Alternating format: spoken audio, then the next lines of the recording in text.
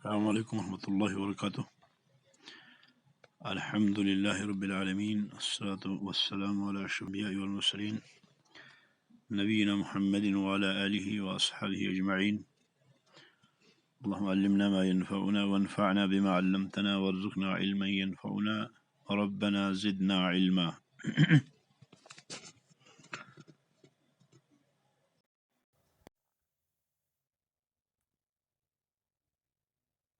قال اللہ تعالی وقضى ربك ألا تعبدوا إلا إياه وبالوالدين إحسانا إلى آخر الآیہ۔ شیخ رحمہ اللہ نے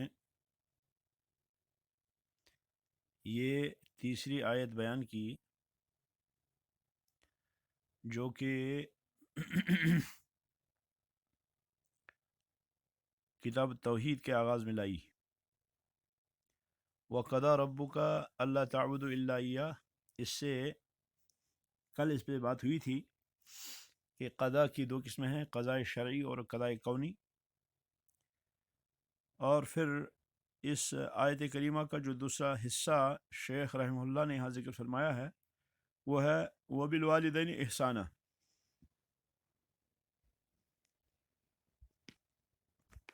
وَبِالْوَالِدَيْنِ إِحْسَانًا وَقَضَىٰ رَبُّكَ أَلَّا تَعْبُدُوا إِلَّا إِيَّاهُ وَبِالْوَالِدَيْنِ إِحْسَانًا۔ آپ کے رب نے فیصلہ کیا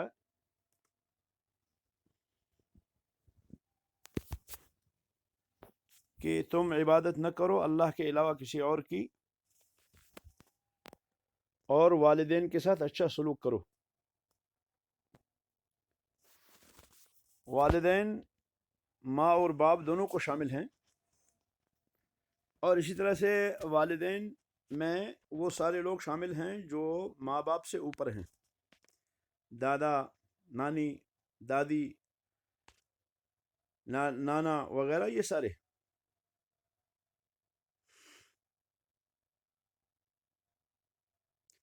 البتہ جب علی الاطلاق بولا جائے تو اس وقت مراد جو ہے وہ صرف والدین ہوتے ہیں، ماں باپ ہوتے ہیں، اور جتنا کوئی نزدیک ہے آپ کے اتنا زیادہ وہ احسان کا مستحق ہے۔ احسان کا مستحق یعنی وہ آپ کی بھلائی کا حقدار ہے، آپ اس کے ساتھ بھلائی کریں۔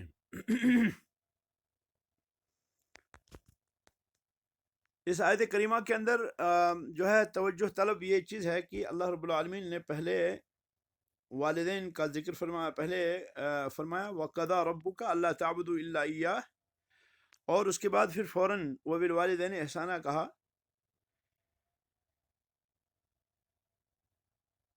جو اس بات کی دلیل ہے کہ والدین کا حق اللہ کے حق کے بعد ہے۔ والدین کا حق اللہ کے حق کے بعد ہے۔ اس کی تائید اس حدیث سے بھی ہوتی ہے جس حدیث کے اندر نبی علیہ الصلاۃ والسلام سے سوال کیا گیا ای الاعمال افضل، کہ اعمال میں سب سے بہترین عمل کون سا ہے؟ تو نبی علیہ الصلاۃ والسلام نے فرمایا الصلاۃ فی اول وقتہا، نماز کو پہلے وقت میں پڑھنا۔ قیل ثم ای، فرمایا گیا پھر کون؟ فرمایا بر الوالدین، والدین کے ساتھ نیک سلوک کرنا۔ قیل ثم ای، کہا گیا پھر کون؟ تو فرمایا الجہاد فی سبیل اللہ، اللہ کی راہ میں جہاد کرنا۔ اس حدیث کے اندر پہلے اللہ رب العالمین، پہلے رسول اکرم صلی اللہ علیہ وسلم نے فرمایا الصلاۃ فی اول وقتہا، کہ سب اعمال میں سب سے افضل عمل جو ہے وہ ہے نماز کا اپنے اول وقت میں پڑھنا۔ اور اس کے بعد جو ہے آپ نے فرمایا دوسرے درجے کا جو ہے وہ ہے بر الوالدین، ماں باپ کے ساتھ اچھا سلوک کرنا۔ اور تیسری درجے پہ فرمایا آپ نے الجہاد فی سبیل اللہ، اللہ کی راہ میں جہاد کرنا۔ تو نماز کا پہلے وقت میں پڑھنا جو ہے یہ کیوں مقدم ہے؟ اس لیے کہ یہ اللہ کا حق ہے. نماز یہ اللہ کا حق ہے. آدمی نماز پڑھتا ہے تو یہ اللہ کا حق جو ہے پورا کرتا ہے، کیونکہ اللہ رب العالمین نے 5 وقت کی نمازیں رات اور دن میں اس پر فرض کی ہیں. جیسے کہ حدیث کے اندر آتا ہے، اب ہم پڑھیں گے انشاءاللہ حدیث، کہ نبی علیہ السلام نے معاذ بن جبل رضی اللہ تعالیٰ عنہ کو یمن بھیجا.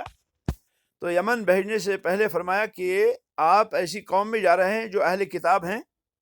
پھر آپ نے کچھ تربیت کی ان کی، اور فرمایا فَلْيَكُنْ أَوَّلَ مَا تَدْعُوهُمْ شَهَادَةَ أَن لَا إِلَهَ إِلَّا اللَّهُ وَأَنِّي رَسُولُ اللَّهِ فَإِذَا هُمْ أَقَرُّوا لِذَلِكَ فَأَعْلِمْهُمْ أَنَّ اللَّهَ افْتَرَضَ عَلَيْهِمْ 5 صَلَوَاتٍ فِي يَوْمٍ وَلَيْلَةٍ فَإِذَا هُمْ أَقَرُّوا لِذَلِكَ فَأَعْلِمْهُمْ أَنَّ اللَّهَ افْتَرَضَ عَلَيْهِمْ صَدَقَةً تُؤْخَذُ مِنْ أَغْنِيَائِهِمْ فَتُرَدُّ عَلَى فُقَرَائِهِمْ. یعنی یہ جہاں آپ جا رہے ہیں، معاذ سے فرمایا نبی علیہ السلام نے کہ آپ جہاں جا رہے ہیں وہ اہل کتاب ہیں. وہاں جو آپ آغاز کریں گے تو سب سے پہلی جس بات کی آپ دعوت دیں گے، وہاں آپ دعوت دیں گے شہادت اللہ الہ الا اللہ وانی رسول اللہ. اس بات کی گواہی دینے کی دعوت دیں گے آپ ان کو کہ اللہ کے علاوہ کوئی معبود نہیں، کوئی عبادت کے قابل نہیں، معبود برحق صرف اللہ ہے، عبادت کا حقدار صرف اللہ رب العالمین ہے، اور یہ کہ محمد الرسول اللہ صلی اللہ علیہ وسلم جو ہیں وہ اللہ کے نبی ہیں. فرمایا پھر کہ جب وہ اس بات کا اقرار کر لیں تو انہیں یہ کہو کہ اللہ تعالیٰ نے ان کو رات اور دن میں 5 نمازیں جو ہیں وہ فرض کی ہیں. جب اس کو وہ پورا کریں تو ان کو جو ہے کیا کریں، پھر ان سے بتائیں کہ اللہ رب العالمین نے صدقہ جو ہے ان پہ جو ہے فرض کیا ہے، زکوٰۃ ان پہ فرض کی ہے، جو عمرا سے لی جائے گی اور فقراء کو دی جائے گی. حدیث ہے لمبی، تو اس میں بھی جو ہے پہلے اللہ کا ذکر، اللہ کے حق کا ذکر ہے. اسی طرح سے جو حدیث میں نے پڑھی پہلے والی حدیث، تو اس میں بھی پہلا ذکر جو ہے وہ ہے نماز کو اپنے اول وقت میں پڑھنا. کیونکہ نماز کو اول وقت میں پڑھنا یہ کیا ہے، یہ افضل ترین اعمال ہے. اعمال میں سب سے افضل ترین عمل جو ہے وہ نماز کو اپنے اول وقت میں پڑھنا. اس لیے کہ اللہ رب العالمین نے فرمایا ان الصلاة كانت على المؤمنین کتابا موقوتا. ان الصلاة كانت على المؤمنین کتابا موقوتا، کہ نماز جو ہے یہ فرض ہے مسلمانوں پر اپنے وقت مقرر میں. تو وقت مقرر میں نماز پڑھنا یہ مطلوب ہے. کسی بھی وقت نماز پڑھنا یہ مطلوب نہیں ہے، بلکہ اپنے اوقات میں نماز کو پڑھنا یہ کیا ہے، یہ مطلوب ہے، یہ فرض ہے. تو اس حدیث میں فرمایا سب سے پہلی چیز جو ہے وہ کیا ہے، وہ ہے نماز کو پہلے وقت میں پڑھنا. اور اس کے بعد جب عبداللہ بن مسعود فرماتے ہیں کہ پھر کہا گیا ہے اللہ کے نبی اس کے بعد کون سا عمل ہے، یعنی اول وقت نماز میں پڑھنے کے بعد کون سا عمل سب سے زیادہ افضل ہے؟ تو رسول اکرم صلی اللہ علیہ وسلم نے فرمایا بر الوالدین، ماں باپ کے ساتھ نیک سلوک کرنا. ماں باپ کے ساتھ نیک سلوک کرنا یہ کیا ہے، یہ دوسرے درجے پہ ہے. یعنی نماز کا اول وقت میں پڑھنا یہ افضل ہے ماں باپ کی خدمت سے، یہ افضل ہے ماں باپ کی خدمت سے. یعنی پہلا حق جو ہے وہ ہے نماز کو پہلے وقت میں پڑھنا، اور اس کے بعد نماز کے بعد جو درجہ ہے وہ ہے جو ہے ماں باپ کے ساتھ نیک سلوک کرنا. اس کے بعد عبداللہ بن مسعود فرماتے ہیں کہ ہم نے کہا اللہ کے نبی اس کے بعد کون سا عمل ہے؟ تو نبی علیہ السلام نے اس کے بعد فرمایا الجہاد فی سبیل اللہ، جہاد فی سبیل اللہ. گو ماں باپ کی جو ہے ماں باپ کے ساتھ نیک سلوک کرنا یہ اللہ کی راہ میں جہاد سے افضل ہے. گو کہ ماں باپ کے ساتھ اچھا سلوک کرنا یہ اللہ کی راہ میں جہاد سے افضل ہے. کیوں جہاد سے افضل ہے؟ اس لیے جہاد سے افضل ہے کہ جہاد کا مقصد جو ہوتا ہے وہ ہوتا ہے کہ اللہ کے کلمے کو سربلند کرنا، اللہ کے دین کو پھیلانا، اللہ کے دین کو دوسروں تک پہنچانا، اور جو اس دین کی راہ میں حائل بنے اس کو راستے سے ہٹانا، یہ جہاد کا مقصد ہوتا ہے. تو اس سے مقدم کیا ہے؟ اس سے مقدم ہے ماں باپ کے ساتھ اچھا سلوک کرنا. جہاد کی اپنی فضیلت ہے، لیکن والدین کے ساتھ حسن سلوک جو ہے یہ اس سے مقدم ہے. والدین کے ساتھ حسن سلوک اس سے مقدم ہے.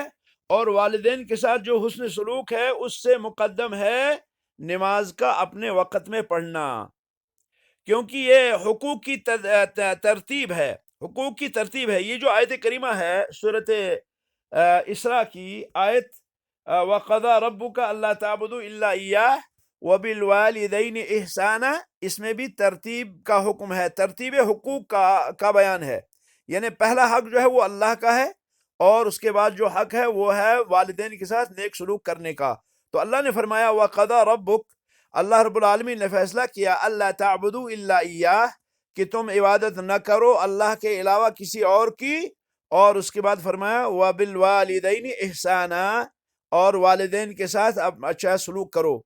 دوسری جگہ اللہ رب العالمین نے فرمایا کہ بنی اسرائیل سے ہم نے وعدہ لیا اللہ تعبدوا الا ایاہ وبالوالدین احسانا، کہ ہم نے ان سے وعدہ لیا وَإِذْ أَخَذْنَا مِيثَاقَ بَنِي إِسْرَائِيلَ لَا تَعْبُدُونَ إِلَّا اللَّهَ وَبِالْوَالِدَيْنِ إِحْسَانًا، سورہ بقرہ میں اللہ نے فرمایا کہ ہم نے بنی اسرائیل سے وعدہ لیا کہ تم اللہ کے علاوہ کسی اور کی عبادت نہ کرو اور والدین کے ساتھ اچھا سلوک کرو۔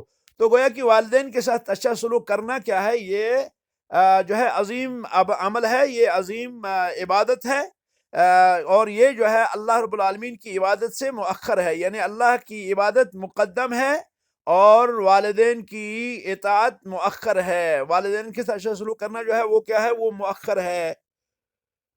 پہلے اللہ رب العالمین کا حق ادا کرے آدمی، اور اس کے بعد جو ہے آدمی وہ کیا کرے، وہ والدین کا حق ادا کرے۔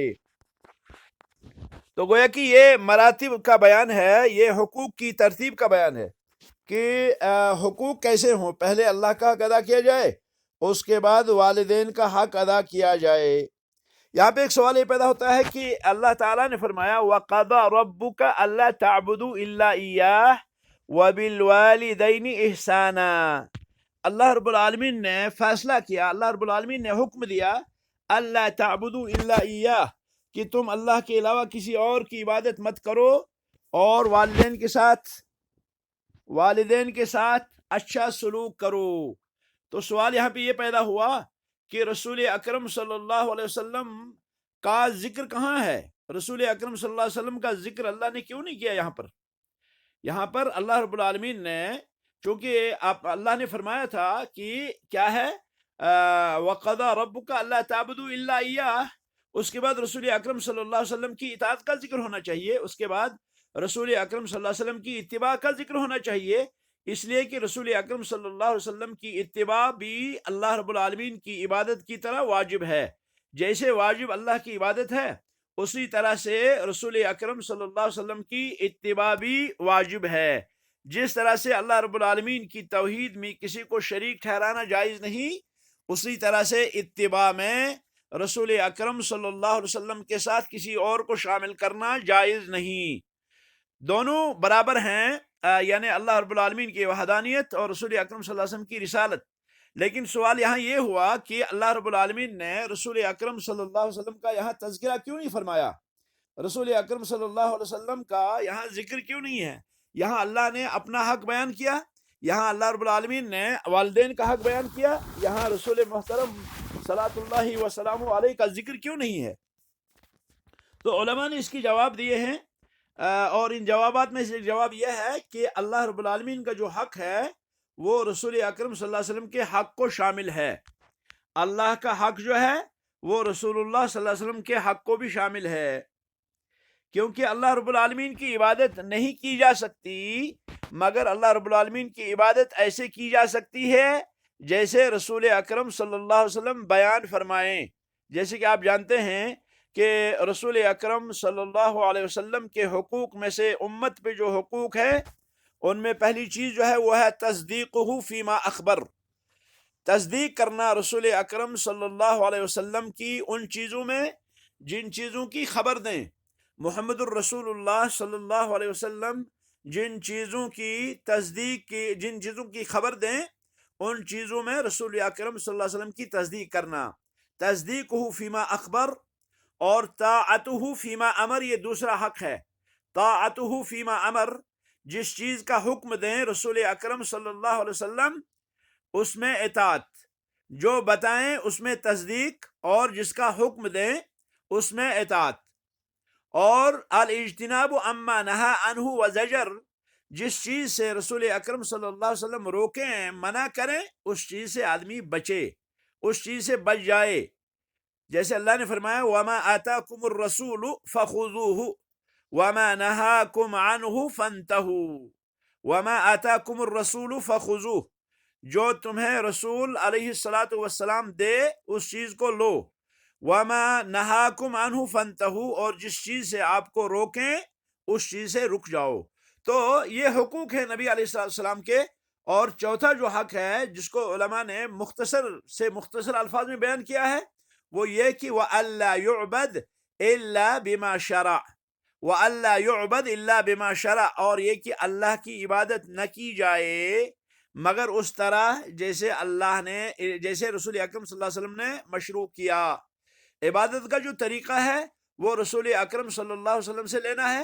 تو اللہ رب العالمین نے یہاں پر صرف اپنی عبادت کا حکم دیا، اور یہ قرآن کا اسلوب ہے کہ بعض جگہ اللہ رب العالمین ایک چیز کو ذکر فرماتے ہیں، دوسرے کو نہیں فرماتے ہیں.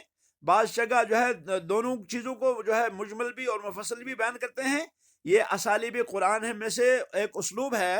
تو اللہ رب العالمین نے یہاں پر کیا فرمایا وَقَضَىٰ رَبُّكَ أَلَّا تَعْبُدُوا إِلَّا إِيَّاهُ، کہ تم اللہ رب العالمین کے علاوہ کسی اور کی عبادت نہ کرو. تو عبادت کا طریقہ جو ہے ظاہر سی بات ہے کہ عبادت کا طریقہ جو ہے وہ اسی طرح سے مقبول ہوگا، تبھی مقبول ہوگا جب وہ رسول محترم صلاۃ اللہ وسلام علیہ کے طریقے کے مطابق ہو. تو گویا کہ یہ جو اللہ نے کا حق یہاں ذکر ہوا ہے تو اللہ کے حق کے ساتھ شامل رسول اکرم صلی اللہ علیہ وسلم کا حق بھی ہے. یعنی اللہ رب العالمین کا حق تب تک پورا نہیں ہو سکتا جب تک رسول اکرم صلی اللہ علیہ وسلم کا حق پورا نہ ہو، یا رسول اکرم صلی اللہ علیہ وسلم کا حق تب تک پورا نہیں ہو سکتا جب تک کہ اللہ رب العالمین کا حق پورا نہ ہو. یہ دونوں آپس میں لازم ملزوم ہیں. اسی لیے اللہ رب العالمین نے یہاں پر رسول اکرم صلی اللہ علیہ وسلم کا تذکرہ نہیں کیا، کیونکہ جو ہے اللہ رب العالمین کی عبادت جو ہے وہ کی جائے گی تو وہ رسول اکرم صلی اللہ علیہ وسلم کے آئینے میں کی جائے گی.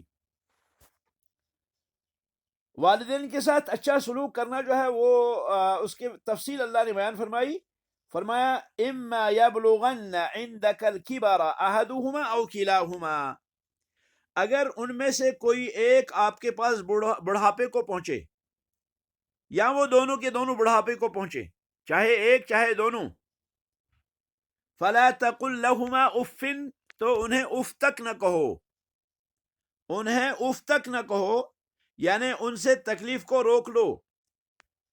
یہ نہیں مطلب اس کا کہ اف نہ کہو اور اس کے علاوہ جو ہے گالیاں دو، یہ مطلب نہیں ہے، بلکہ اف جو ہے یہ سب سے ادنا ترین تکلیف ہے.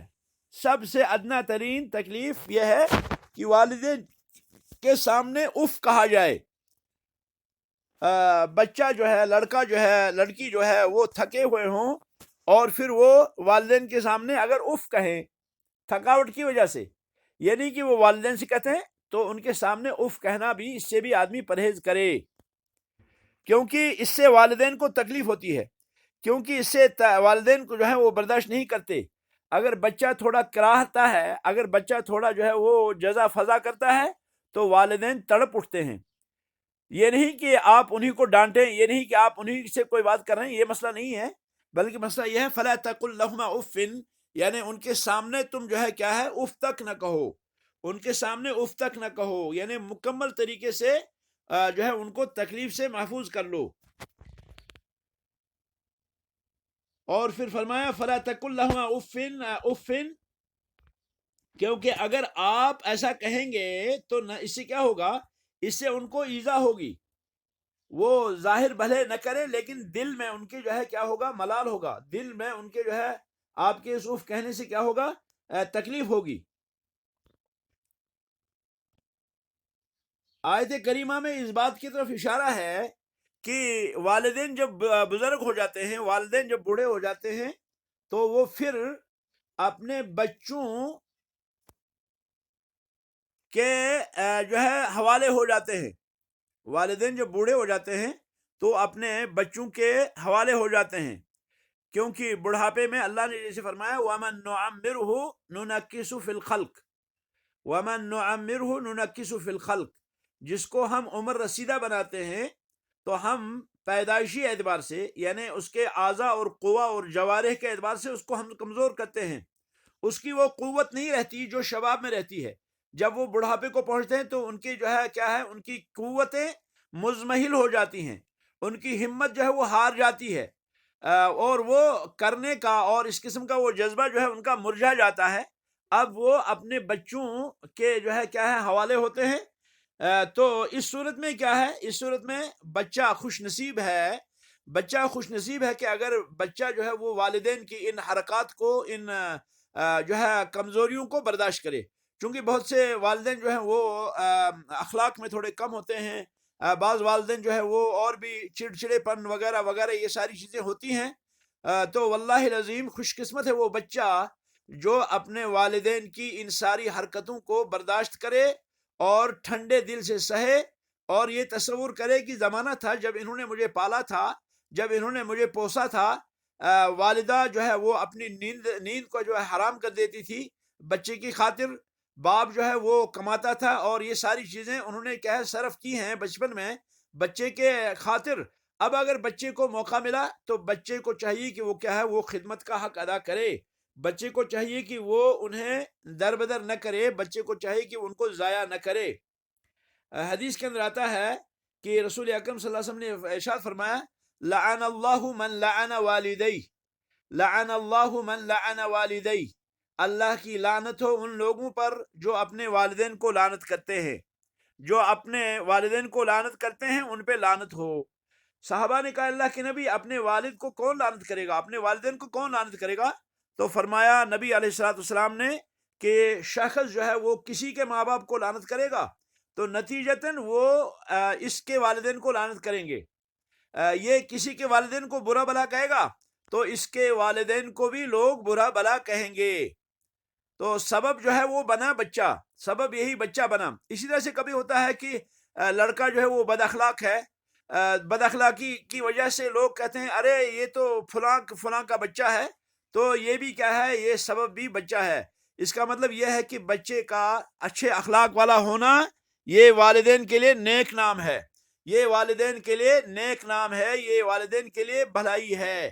اگر بچہ اچھا ہے تو ماں باپ کا کوئی جو ہے نام برائی سے نہیں لے گا.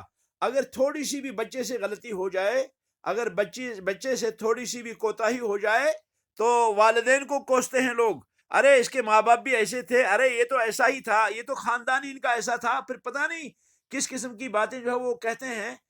لیکن سبب کیا بنتا ہے؟ سبب بنتا ہے یہ بچہ. تو اس بچے کو کتنا اچھا ہونا چاہیے یہ آپ اس سے اندازہ کر سکتے ہیں.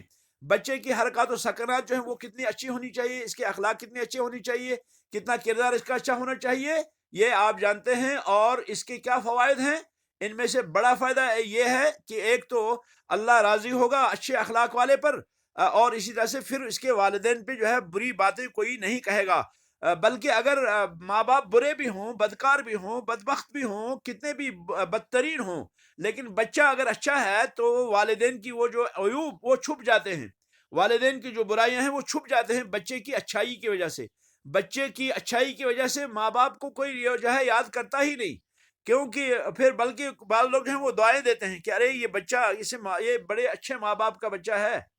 ماں باپ کسی کو معلوم ہی نہیں، لیکن بچے کے اچھے اخلاق جو ہیں وہ کیا کرتے ہیں، وہ والدین کو دعائیں دلواتے ہیں. تو گویا کہ اچھا اخلاق جو ہے یہ کیا ہے، یہ مظہر ہونا چاہیے ہر بچے کا. ہر بچہ جو ہے وہ کیا ہونا چاہیے، ہر بچہ وہ با اخلاق ہونا چاہیے، وہ حسن اخلاق کا پیکر ہونا چاہیے. خصوصاً اس لیے بھی نبی علیہ الصلوۃ والسلام نے ارشاد فرمایا کہ سبعۃ یظلھم اللہ فی ظلہ یوم لا ظل الا ظلہ. 7 آدمی اللہ کے سائے کے جو ہے سائے میں ہوں گے قیامت کے دن، جب اللہ کے سائے کے بغیر کوئی اور سایہ نہیں ہوگا.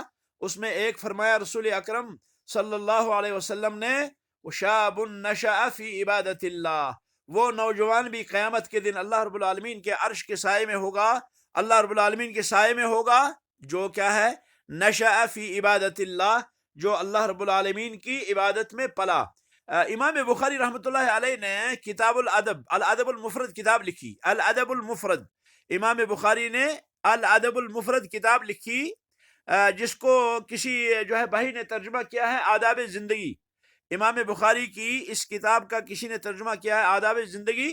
تو عجیب بات یہ ہے کہ امام بخاری رحمۃ اللہ علیہ نے اس آداب زندگی میں، اس الادب المفرد میں سب سے پہلا جو حق ذکر کیا وہ یہی آیت لائی انہوں نے، وَقَضَىٰ رَبُّكَ أَلَّا تَعْبُدُوا إِلَّا إِيَّاهُ. گویا کہ امام بخاری رحمۃ اللہ علیہ یہ بتانا چاہتے ہیں کہ حسن اخلاق کا سب سے بڑا پیکر، حسن اخلاق کا سب سے بڑا جو ہے نشان، یا حسن اخلاق کی سب سے بڑی نشانی جو ہے وہ یہ ہے کہ بندہ جو ہے وہ عبودیت سے سرشار ہو، بندہ جو ہے وہ اللہ رب العالمین کی بندگی سے سرشار ہو، بندہ جو ہے وہ اللہ رب العالمین کے سامنے جھکنے والا ہو، بندہ اس بات کا تصور بسائے رکھے اپنے دل میں کہ میری زندگی بندگی ہے، میری زندگی بندگی ہے، میری پوری زندگی جو ہے یہ اللہ کی بندگی ہے.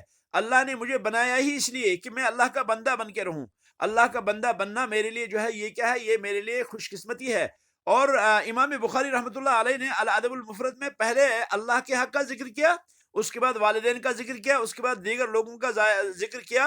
اگر ہو سکے تو اس کتاب کو ضرور پڑھیے. آداب زندگی کے نام سے کتاب ملتی ہے، لیکن معلوم کیجئے گا کہ جو ہے امام بخاری ہی کی، کیونکہ آداب زندگی کسی اصلاحی صاحب نے بھی کوئی کتاب لکھی ہے وہ مراد نہیں ہے، بلکہ مراد وہ ہے آداب زندگی جو الادب المفرد کا ترجمہ ہے، جس کو شیخ الاسلام جو ہے محمد بن اسماعیل البخاری رحمۃ اللہ علیہ نے ترتیب دیا ہے، اور وہ اخلاق پر کتاب ہے.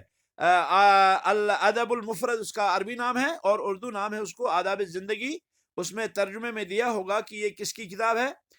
تو آداب زندگی پہ اور بھی کتابیں ہیں، لیکن وہ نہیں میری مراد الادب المفرد امام بخاری رحمۃ اللہ علیہ کی کتاب ہے. تو گو کہ یہ جو عبادت جو ہے سب سے بڑا حق ہے، اور عبادت جو ہے یہ سب سے عظیم، جس کو آپ کہیں گے سب سے عظیم اخلاق ہے. اور اخلاق میں پھر جو ہے والدین کے ساتھ حسن سلوک. اللہ رب العالمین نے یہ جو فرمایا کہ وَقُلْ لَهُمَا، ہاں یہ میں کہہ رہا تھا کہ جب ماں باپ بوڑھے ہو جاتے ہیں تو یہ کیا ہے، یہ اپنے بچے کے سہارے کے مستحق ہوتے ہیں. خوش قسمت ہے وہ بچہ، با اخلاق ہے وہ بچہ، خوش نصیب ہے وہ بچہ جو والدین کی اس بڑھاپے میں کام آئے. اسی لیے اللہ نے خصوصی طور یہاں فرمایا اما یبلغن عندک الکبر احدہما او کلاہما فلا تقل لہما اف ولا تنہرہما. پھر فرمایا وَقُلْ لَهُمَا قَوْلًا كَرِيمًا، اور ان کے ساتھ جو ہے کیا کرو، نرم بات کہو، نرمی کے ساتھ بات کہو، ہدوء کے ساتھ، یعنی جھڑک کے ان سے بات مت کرو، اطمینان کے ساتھ کرو، بڑے مزے سے کرو. مثال کے طور پر آپ ان سے کہیں اعظم اللہ اجرک ابشری یا امی. مجھے ابو ہریرہ رضی اللہ تعالیٰ عنہ کا ایک واقعہ یاد آتا ہے کہ ابو ہریرہ رضی اللہ تعالیٰ عنہ جب گھر میں داخل ہوتے تو کہتے السلام علیک یا امی، امی جان سلام ہو آپ پر. پھر فرماتے کہ اللہ آپ کو جزائے خیر دے کہ آپ نے مجھ کو کیا کیا، مجھ کو بچپن میں پالا، مجھ کو بچپن میں پوسا، آپ نے مجھے جوان کیا. ماں کہتی اللہ رب العالمین آپ کو جزائے خیر دے، آپ نے بڑھاپے میں میری خدمت کی. چونکہ ابو ہریرہ کے والد جو ہے وہ کافر تھے، وہ غیر مسلم تھے، وہ یمن میں رہتے تھے، اور ان کی والدہ جو ہے ابو ہریرہ کے ساتھ مدینہ ہجرت کر کے آئی اور پھر مدینہ میں رہنے لگے. تو جو ہے پھر ابو ہریرہ نے دعوت بھی دی اپنی ماں کو. پہلے وہ نہیں مانتی تھی، پھر مان گئی، اور ماننے کے بعد وہ ہلکا بگوش اسلام ہوئی. اس کے بعد ابو ہریرہ رضی اللہ تعالیٰ عنہ اور ان کی والدہ یہ دونوں الگ رہتے تھے. ابو ہریرہ کہتے ہیں رضی اللہ تعالیٰ عنہ، فرماتے اگر جو ہے، اسی لیے آپ دیکھیں گے کہ ابو ہریرہ رضی اللہ تعالیٰ عنہ جہاد میں زیادہ ان کا تذکرہ نہیں ملتا، جہاد میں ان کا زیادہ تذکرہ نہیں ملتا، کیونکہ یہ ماں کی خدمت میں لگے رہتے تھے، یہ ماں کی خدمت میں رہتے تھے، اور یہ ماں کے حق کو جو ہے ادا کرتے تھے. تو گو کہ والدین کے ساتھ اچھی جو ہے کیا کرنا، اچھا سلوک کرنا، یہ بہت ہی عظیم عبادت ہے. اللہ رب العالمین نے فرمایا وَقُلْ لَهُمَا قَوْلًا كَرِيمًا، کہ تم ان کو جو ہے نرم بات کہو، ان کو کہو اللہ رب العالمین آپ کو اجر دے، آپ کو بشارت ہو، آپ خوشخبری لیں، میں فرما بردار ہوں، میں جو آپ کہیں گے میں وہ کروں گا. اس قسم کے الفاظ جو ہے اچھے جو ہے باتیں ان کو کہنی چاہیے، جس سے ماں باپ کے دل جو ہیں وہ خوش ہوں. اور جو ہے خطاب میں، یعنی جب بات کرے والدین سے تو ادب سے کرے، جب ان سے بولے تو بہت ہی تمیز سے بولے، جھڑک کر نہیں.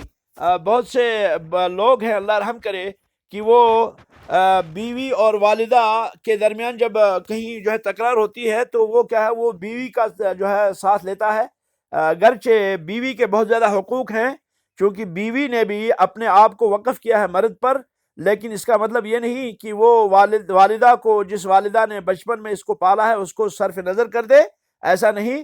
بیوی کے اپنے حقوق ہیں اور والدہ کے اپنے حقوق ہیں، دونوں کے حقوق کی پاسداری، یہ عدل ہے، یہ انصاف ہے۔ ماں باپ جو ہے مقدم ہے، اور بیوی جو ہے وہ اس کے ساتھ بھی حسن سلوک کرے آدمی، تو یہ جو ہے کیا ہے، یہ ہونا چاہیے۔ تو اس کے ساتھ جو ہے، ان کے ساتھ نرم سلوک کرنا، یہ کیا ہے، یہ مطلوب ہے۔ اللہ رب العالمین نے مزید فرمایا وَاخْفِضْ لَهُمَا جَنَاحَ الذُّلِّ مِنَ الرَّحْمَةِ، وَاخْفِضْ لَهُمَا جَنَاحَ الذُّلِّ مِنَ الرَّحْمَةِ، یعنی ان کی جو ہے ان کے لیے نرم ہو جا، ان کے لیے اپنی پروں کو بچھا دے، ان کے لیے نرمی کے جو ہے کیا ہے، پر بچھا دے۔ اور یہ جو یہاں پر من الرحمہ فرمایا، یہ علت، یعنی ان کے ساتھ رحم کے وجہ سے، اس لیے کہ وہ بوڑھے ہو چکے ہیں، وہ جو ہے تیرے بھروسے پہ رہ رہے ہیں، وہ جو ہے آپ کو تھکائیں گے، تو ان کے ساتھ کیا کر، ان کے ساتھ نرم سلوک کر۔ یہ تو اخلاق کا مظاہرہ ہے کہ آپ کیا کریں، آپ ان کے ساتھ جو ہے نرمی کا معاملہ کریں، آپ ان کی فرمانبرداری کریں۔ اور پھر ایک اور عظیم بات جو ہے وہ اللہ نے فرمایا وَقُلْ رَبِّ ارْحَمْهُمَا كَمَا رَبَّيَانِي صَغِيرًا، وَقُلْ رَبِّ ارْحَمْهُمَا كَمَا رَبَّيَانِي صَغِيرًا، اور یہ بھی کہہ تو کہ الہی ان پہ رحم فرما جیسے ان دونوں نے مجھے بچپن میں پالا ہے۔ بچے کی خوش قسمتی ہے کہ اس کے والدین جو ہیں وہ مومن ہوں، بچے کی خوش قسمتی ہے کہ اس کے والدین جو ہے وہ مسلمان ہوں، بچے کی خوش قسمتی ہے کہ وہ کیا ہو، وہ جو ہے وہ مومن ہو، مسلمان ہو، وہ اچھے دیندار ہو، یہ بچے کا نصیب ہے۔ اور ہمیں کیا کرنا ہے، ہم کہیں گے وَقُلْ رَبِّ ارْحَمْهُمَا كَمَا رَبَّيَانِي صَغِيرًا، الہی ان پہ رحم فرما جیسے انہوں نے مجھے بچپن میں پالا ہے۔ رسول اکرم صلی اللہ علیہ وسلم نے فرمایا کہ جب آدمی مر جاتا ہے تو مر جانے کے بعد آدمی کے سارے اعمال منقطع ہو جاتے ہیں، سوائے تین چیزوں کے، سوائے تین چیزوں کے سارے اعمال منقطع ہو جاتے ہیں۔ اس میں ایک چیز آپ نے فرمائی او ولد صالح یدعو لہ، کہ نیک اولاد کی دعا جو ہے وہ اس کے لیے کرتا ہے، والدین کے لیے، یہ دعا پہنچے گی، اس دعا کا ثواب پہنچے گا، اس دعا کا اجر ملے گا۔ حتیٰ کہ حدیث کے اندر آتا ہے کہ نبی علیہ الصلوۃ والسلام نے ارشاد فرمایا کہ قیامت کے دن جب ماں باپ آئیں گے سامنے تو وہ دیکھیں گے کہ ان کے نامہ اعمال میں نیکیوں کے پہاڑ ہیں، نیکیوں کے پہاڑ ہیں۔ وہ عرض کریں گے الہی یہ نیکیوں کے پہاڑ کہاں سے آئے ہمارے جو ہے کھاتے میں؟ تو اللہ فرمائیں گے کہ یہ جو ہے یہ تمہاری نیک اولاد کی دعائیں ہیں جو انہوں نے تمہارے حق میں دعا کی تھی۔ تو گو کہ آدمی کو چاہیے کہ وہ کیا کرے، وہ والدین کے لیے رحمت کی دعا کریں۔ میں اس لیے اس کو نعمت کہہ رہا ہوں کہ والدین جو ہے وہ کیا ہے، وہ مسلمان ہو، وہ کلمہ خواہ ہو، وہ مومن ہو، اس لیے کہ اللہ رب العالمین نے جو ہے فرمایا کہ ما كان للنبي والذين آمنوا أن يستغفروا للمشركين ولو كانوا أولي قربى من بعد ما تبين لهم أنهم أصحاب الجحيم۔ اصحاب الجحیم شاید ہے اس آیت کے، مجھے جو ہے آیت کا آخری حصہ جو ہے میری ذہن سے نکل گیا۔ تو اس میں کیا ہے، اس میں اللہ فرماتے ہیں وَمَا كَانَ لِلنَّبِيِّ وَالَّذِينَ آمَنُوا، کہ نبی اور ایمان والوں کو مناسب نہیں ان یستغفروا للمشرکین، کہ وہ مشرکوں کے لیے استغفار کریں۔ یعنی اللہ بچائے اگر کسی کا والد مشرک ہے، اللہ بچائے کسی کا والد اگر غیر مسلم ہے، اللہ بچائے کسی کا والد اگر کرسچن ہے، اللہ بچائے کسی کا والد اگر یہودی ہے، تو یہ جو ہے سارے مشرک ہیں، ان کے لیے دعا کرنا جائز نہیں ہے، ان کے لیے دعا مانگنا درست نہیں ہے۔ اگر مشرک ماں باپ کے لیے دعا مانگتا ہے آدمی تو یہ ضائع ہے، اس میں کوئی فائدہ نہیں۔ اگر مسلمان مومن والدین کے لیے دعا کرتا ہے تو انشاءاللہ یہ جو ہے قبول ہوگی، یہ ان کے لیے جو ہے اعمال صالحہ بنے گا۔ تو اللہ نے فرمایا کہ وَقُلْ رَبِّ ارْحَمْهُمَا كَمَا رَبَّيَانِي صَغِيرًا، کہ یہ حقوق میں سے ہے کہ کیا کرے، وہ کہے الہی ان پہ رحم فرما جیسے ان دونوں نے مجھے بچپن میں جو ہے کیا کیا، بچپن میں پرورش کی۔ یہاں بچپن کا حال ذکر فرمایا، کیوں؟ اس لیے کہ انسان بچپن میں اپنے آپ کا اپنے نفع کا مالک ہوتا ہے اور نہ نقصان کا مالک ہوتا ہے، لیکن ماں باپ اس کو جو ہے سکھاتے ہیں، اس کی تربیت کرتے ہیں، بدنی تربیت کرتی ہیں، دینی تربیت کرتے ہیں، اور اسی طرح سے اخلاقی تربیت کرتے ہیں۔ اور ایک اور جو ہے یہاں پر یہ بات عرض کروں کہ دینی تربیت سے بڑھ کر کوئی تربیت بچے کی نہیں، دینی تربیت سے بڑھ کر کوئی جو ہے بچے کی تربیت نہیں ہو سکتی۔ خیال رکھیں کہ اپنے بچوں کو تربیت اگر کرنی ہے، اگر آپ یہ چاہتے ہیں کہ ہمارے بچے با اخلاق بنیں، تو انہیں دینی تربیت کریں، ان کی روحانی تربیت کریں، ان کی بدنی تربیت کے ساتھ ساتھ ان کی روحانی تربیت بھی کریں۔ اور روحانی تربیت کے لیے قرآن کریم کا حفظ تریاق کا کام ہے، تریاق ہے۔ اپنے بچوں کو بچپنے میں 2 سال کی عمر کو بچے پہنچیں، ان کو قرآن یاد کروائیں، ان کو قرآن حفظ کروائیں، اور بقیہ جو تعلیم ہے اس کو مؤخر کریں۔ آپ دیکھیں کتنی برکت ہوگی، کتنا اچھا ہوگا۔ تو جس والدین نے، جس ماں باپ نے بچے کو بچپن میں قرآن سے دور رکھا، وہ بہت دنوں تک روتا ہے اپنے بچوں کے حوالے سے کہ میرے بچے بد اخلاق ہیں، میرے بچے بد کردار ہیں۔ اس کی بنیادی وجہ جو ہے کہ اس نے بچپن میں جب وہ چھوٹے تھے، جب وہ 2 سال کے تھے، 2.5 سال کے تھے، 3 سال کے تھے، جب ان کی زبان کھلی تھی تو اس نے جو ہے ان کو قرآن نہیں سکھایا۔ تو سب سے بہترین نسخہ، علماء اس بات پہ متفق ہیں کہ اگر بچے کو سب سے پہلے قرآن حفظ کرایا جائے، اس کے بعد بقیہ دنیاوی تعلیم، دینی تعلیم دلائی جائے، تو یہ بچہ اپنی مثال آپ بنے گا اور یہ اخلاق کی حد بنے گا۔ تو گو کہ یہ جو ہے کیا ہے، چاہے بدنی تربیت ہو، چاہے دینی تربیت ہو، چاہے جو ہے اور تربیت ہو، اخلاقی تربیت ہو، یہ ساری تربیت ماں باپ کرتے ہیں بچپن میں بچے کو، اور بچپن میں بچہ جو ہے وہ قبول کرتا ہے۔ نیک جو بچے ہیں، اچھے جو بچے ہیں، وہ بوڑھا ہونے کے بعد بھی اپنے والدین کی بات کو مانتے ہیں، وہ بڑے ہونے کے بعد بھی اپنی جو ہے کیا ہے اپنے والدین کی بات کو جو ہے اسوہ بناتے ہیں، نمونہ بناتے ہیں۔ وہ ایسا لگتا ہے جیسے یہ چھوٹے 10 سال کے بچے ہوں، جیسے یہ 5-6 سال کے بچے ہوں۔ بڑے سے بڑا بچہ جو ہے میں جو ہے اس کی مثالیں دے سکتا ہوں۔ بہت سے ایسے بڑے لوگ ہیں جو اس وقت بڑے اچھے عہدوں پہ ہیں، لیکن جب والد کے سامنے ہوتے ہیں تو ایسا لگتا ہے جیسے ہی 5 سال کا بچہ ہے۔ ماں باپ کے جو ہے کیا ہے اشاروں پہ مرتے ہیں۔ یہ نیک اور اچھے بچوں کی جو ہے عادات ہوتی ہے۔ لیکن عموماً یہ ہوتا ہے کہ بچہ جو ہے چھوٹا جب ہوتا ہے تب لیتا ہے تربیت۔ تو اس لیے جو ہے یہاں پہ فرمایا کہ کما ربیانی صغیرا، جیسے کہ ان لوگوں نے مجھے بچپن میں پالا تھا، تو الہی تو بھی ان پر رحم فرما۔